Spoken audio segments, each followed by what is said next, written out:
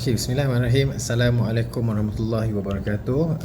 Apa khabar semua anak-anak murid 6 USM dan 6 UTM. Okey, dah lama duduk di rumah Okey, hari ini kita sambung lagi pembelajaran kita. Cikgu nak semua orang buka muka surat 136, buku teks tahun 6. Okey, kita nak belajar punca kerosakan makanan dan juga kita nak belajar cara-cara untuk mengawet makanan. Okey, sebelum ni kita dah belajar apakah tanda-tanda makanan yang telah rosak. Okey, kita baca sama-sama muka surat 136, punca kerosakan makanan. Kini ada cerita sikit. 7 pagi Pak ni nanti lewat pula kamu ke sekolah. Baiklah ayah, kami sudah pun bersarapan. Okey, nampak ada benih hijau kat belakang gelas ni. Berita baik kawan-kawan, nampaknya kita ada makanan untuk kita. Tunggu, jangan tinggalkan saya. Wah, seronoknya. Okey, semua ni ramai ni, kali hijau ni pun datang dekat kepada sandwich yang ditinggalkan, yang tak habis makan. Jadi pukul 9 malam dia pun balik. Mereka ni dah bersama untuk makan malam. Dia baru balik sandwich tu yang ditinggalkan pagi tadi. Dah berbau masam. Sayangnya makanan ni dah rosak lah. Okey, makanan kita pun dah rosak. Okey. Soalan tanya, mengapakah makanan yang terdedah boleh menjadi rosak? Makanan terdedah kan tak ditutup, tak dimasukkan dalam peti ais dan sebagainya. Okey, kamilah puncanya. Siapa ni? Siapakah bintik-bintik tompok-tompok hitam ni siapa? Okey, makanan menjadi rosak akibat tindakan mikroorganisma. Yang menjadikan punca makanan kita rosak ialah mikroorganisma. Okey. Kalau tak ada mikroorganisma, makanan kamu takkan rosak sampai bila-bila. Sebab ada mikroorganisma sekeliling kita, ada mikroorganisma, maka makanan kita menjadi rosak. Okey, sebab tindakan mikroorganisma. Okey, seterusnya. Okey, macam mana nak mengawet makanan Okey, ni pun ada cerita lagi. Ribut telah melanda kampung Pak Ali dan memusnahkan harta benda termasuklah kebun mangganya. Okey, Pak Ali ni pun sedih lah. Sayangnya buah-buah mangga ni tak sempat masak. Buah-buah bunda ini terbuang begitu sahaja. Jangan bimbang Pak Ali, kita masih boleh selamatkan buah-buah ni. Bagaimanakah caranya? Berdasarkan situasi di atas, bagaimanakah cara Pak Ali memastikan buah mangganya tidak rosak? Okey, kita boleh membantu Pak Ali dengan menjalankan proses pengawitan makanan menggunakan buah mangganya. Apakah tujuan pengawitan makanan?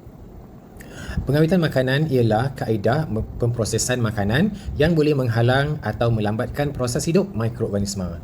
Jadi makanan yang diawet akan tahan lebih lama. Okey, yang ni kamu kena ingat, apakah maksud pengawitan makanan? Pengawitan makanan ialah kaedah pemprosesan makanan yang boleh menghalang atau melambatkan proses hidup mikroorganisma. Apa itu berikan maksud pengawitan makanan? Pengawitan makanan ialah kaedah pemprosesan makanan yang boleh menghalang, dia boleh halang terus atau lambatkan proses hidup mikroorganisma. Okey. Dulu kamu dah belajar apakah itu proses hidup mikroorganisma kan? Apa proses hidup mikroorganisma? Proses hidup mikroorganisma ialah bernafas, bertumbuh, bergerak. Okey. 3 benda ni antara proses hidup yang kita nak halang ataupun kita nak lambatkan proses hidup dia berlaku lah. Jadi kalau dia nak bernafas, kita tak bagi dia bernafas. Kalau dia nak bergerak, kita tak nak bagi dia bergerak. Kalau dia bertumbuh, kita tak nak bagi dia bertumbuh. Kita nak halang semua proses hidup tu. Sebab bila dia buat proses hidup tu, dia akan merosakkan makanan. Okey, ini hafal ni. Okey, seterusnya. Okey, ni kaedah pengawitan makanan. Okey, terdapat pelbagai kaedah pengawitan makanan yang boleh digunakan bagi memastikan makanan tahan lebih lama. Okey, kita ada beberapa kaedah mengawet makanan. Okey, sekarang cikgu tengok secara overview dulu. Kita tengok dulu berapa kaedah pengawitan yang ada. Okey. Nombor 1 kita ada pendidihan. Okey. Nombor 2 kita ada penjerukan. Nombor 3 kita ada pembungkusan vacuum. Okay, nombor 4 kita ada pengeringan.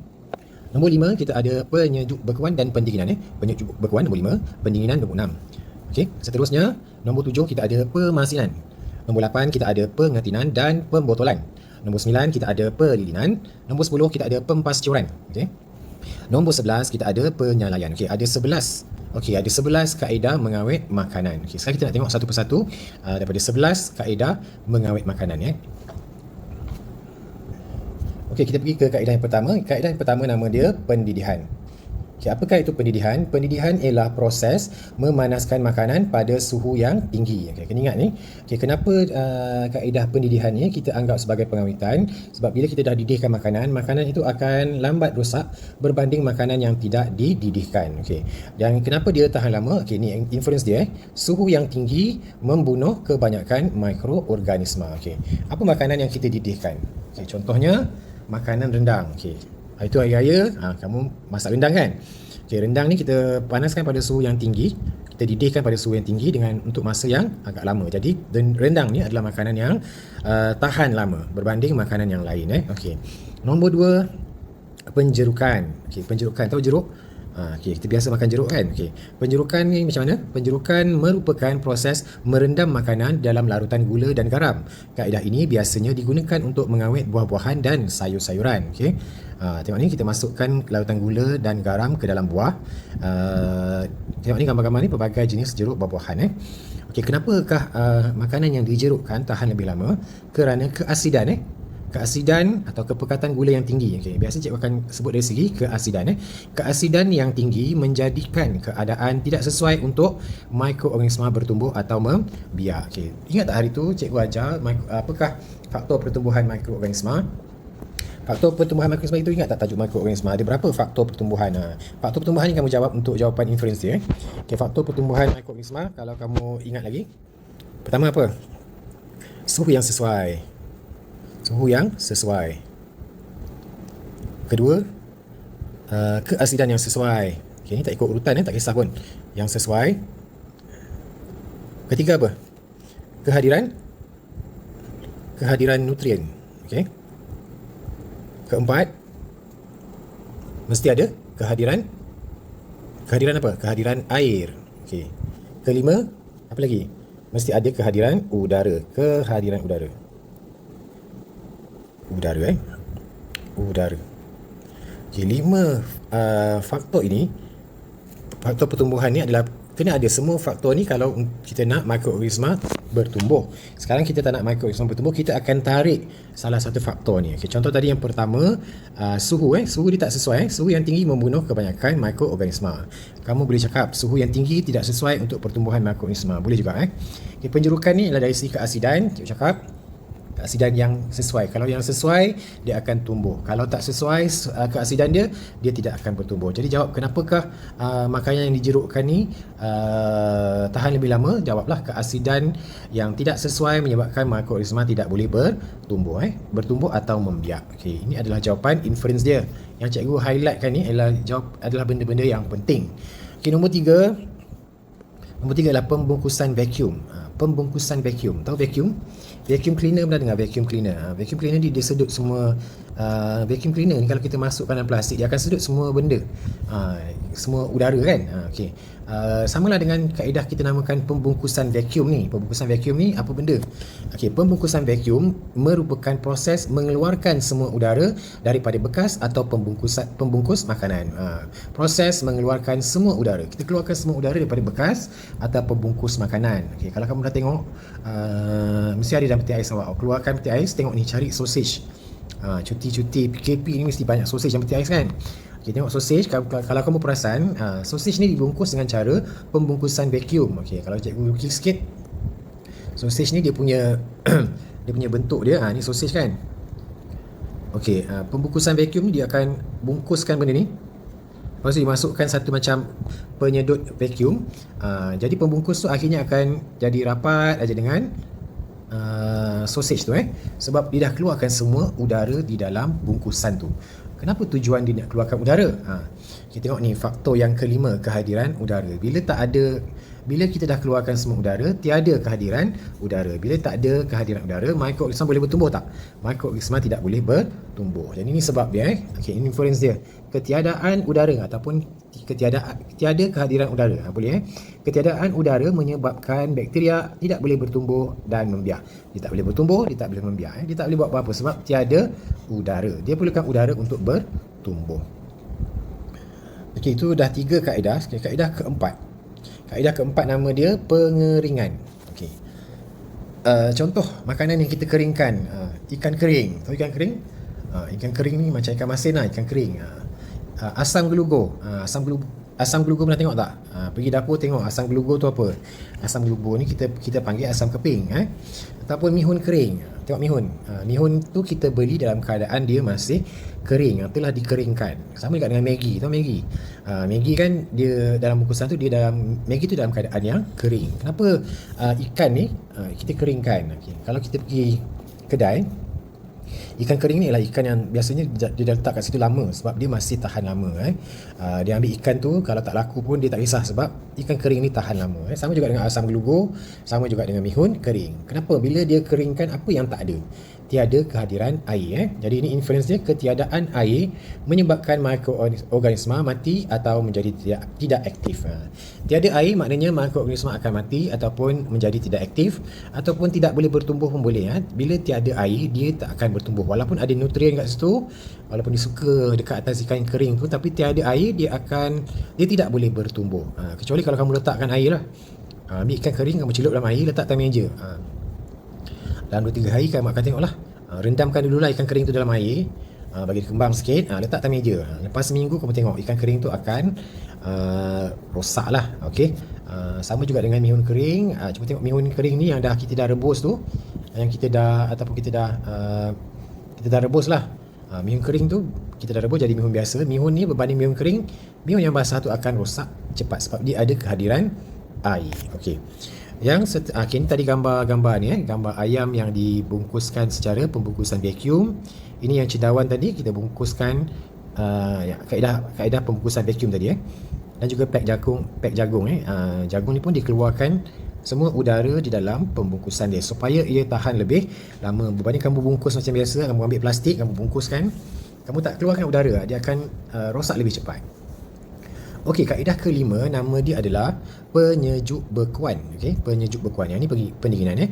Penyejuk bekuan merupakan kaedah, kena ingat ni, kaedah menyimpan makanan pada suhu tingkat beku 0 darjah Celsius dan ke bawah. Okey. Dekat mana kita punya ruangan penyejuk bekuan dalam peti ais ni? Penyejuk bekuan ni dekat bahagian atas. Kita panggil dia freezer. Okey. Freeze tu ialah beku lah.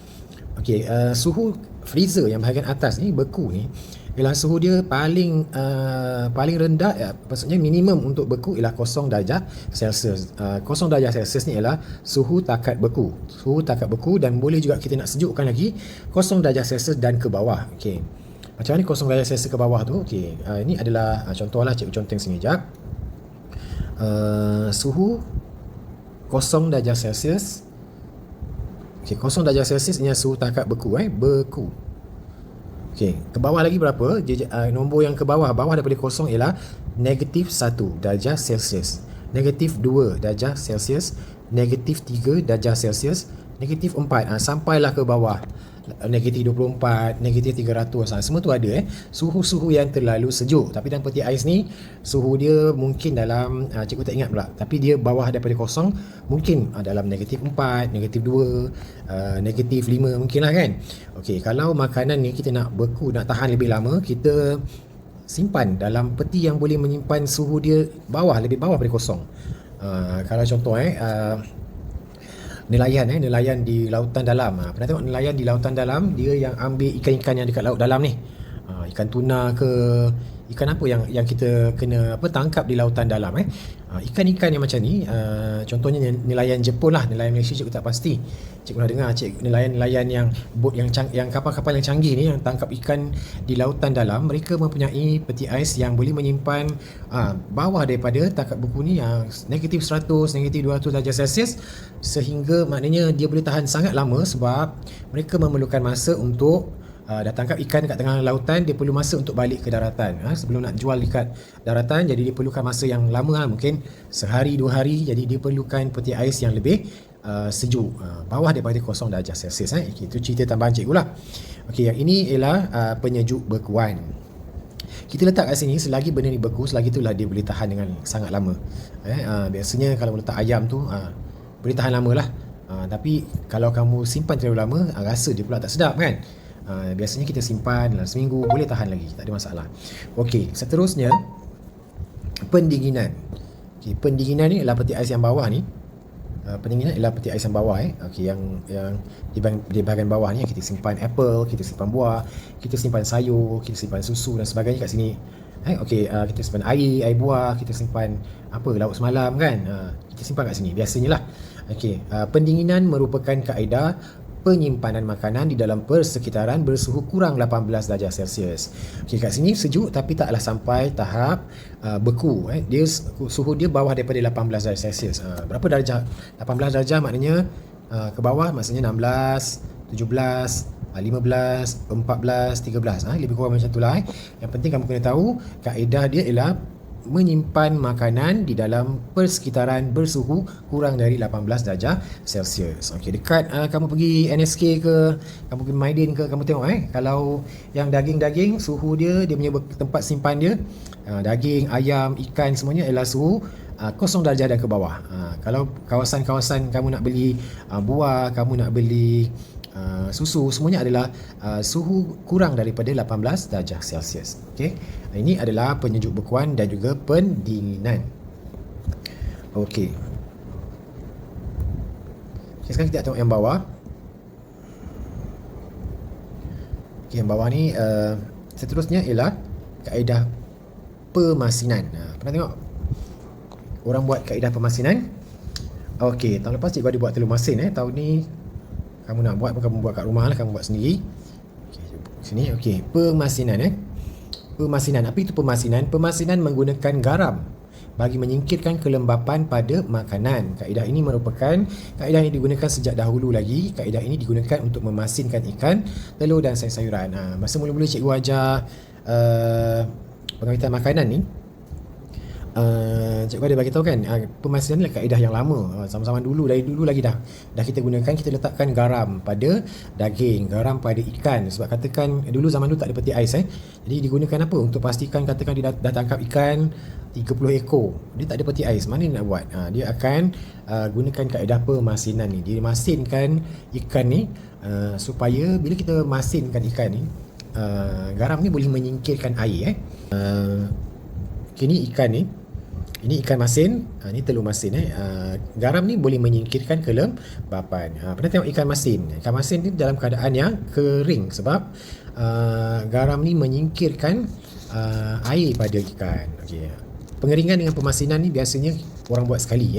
Macam contoh ikan kering, biasanya ikan kering tu sekali dah ada garam sekali. Kita panggil ikan masin ataupun ikan kering. Ada juga yang ikan tu yang kita keringkan saja tak ada garam lah. Yang ni kalau ada garam lebih cepat dia kering sebab kita dah singkirkan kelembapan ataupun kita singkirkan air.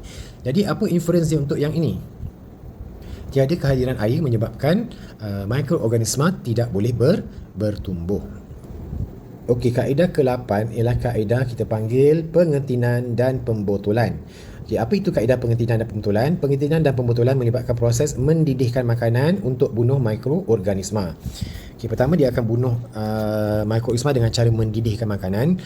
Kemudian makanan kemudian disejukkan dan dimasukkan ke dalam bekas kedap udara. Kedap udara ni macam kedap udara ni ialah keadaan tiada udara. Dia keluarkan semua udara. Dia bersambung kat muka surat ni.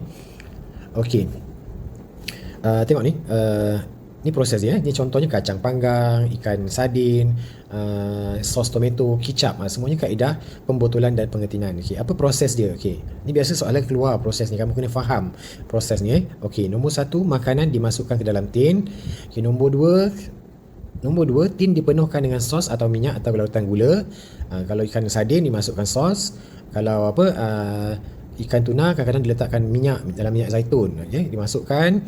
Tin dipateri untuk menjadikan kedap udara. Dihilangkan, dipateri, dijadikan kedap udara. Dia buang semua udara. Tin ni, sos tadi dipenuhkan sampai atas, sampai tak ada udara yang boleh masuk. Dipenuhkan, lepas tu dia paterikan. Dipaterikanlah, dia welding kat sini. Okay, lepas tu tin dipanaskan dalam periuk tekanan untuk membunuh semua bakteria.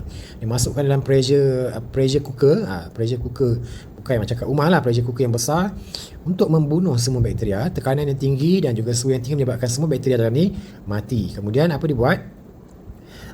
Kemudian tin disejukkan secara rendaman atau semburan air. Dia spray air banyak-banyak macam dekat car wash tu untuk sejukkan balik tin ni. Kemudian barulah dilabelkan dan dibungkuskan untuk dipasarkan. Okey, kena ingat proses dalam ni ada 2 yang penting. Pertama, kita ni kita buang udara dia, tiada kehadiran udara. Kedua, kita didihkan.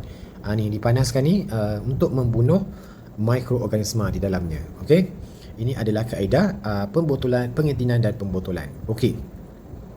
Kaedah nombor 9, kaedah nombor 9 ni nama dia pelilinan. Okey. Apakah itu pelilinan?